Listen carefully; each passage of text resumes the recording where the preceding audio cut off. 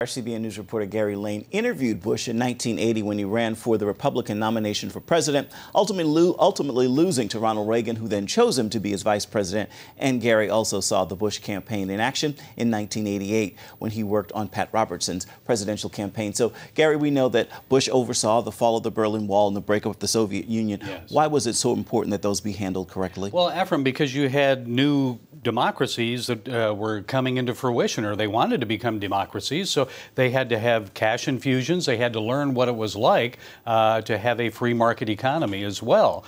And so they needed help. They needed support, not just monetary help and support, but also political help and support. And it was important because otherwise, if they had failed, you would have seen these communists rise up again and try to take control over those countries.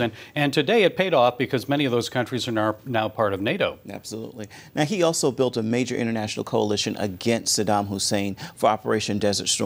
Why was that so significant? Well, it was significant. If you remember, Saddam Hussein moved into Kuwait, and that was an oil-rich country, still is, but he controlled the oil. So in order to get him out of there, a ground assault was needed. That would be very difficult for the United States to do on its own. He formed a coalition of almost 36 countries, and it took time to move those troops in and to move all the equipment in. And finally, there was a ground and air assault, and they knocked Saddam out.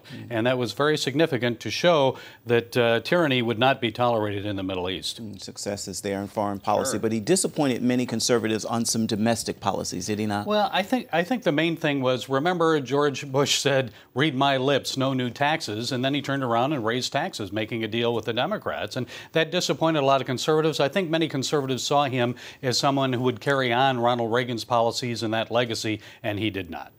How do you think he'll be remembered despite that disappointment? I think he'll be remembered mostly for his foreign policy successes. Remember, this was a man who was ambassador to China. He was also ambassador to the United Nations, CIA director, also a congressman, and then president of the United States, war hero.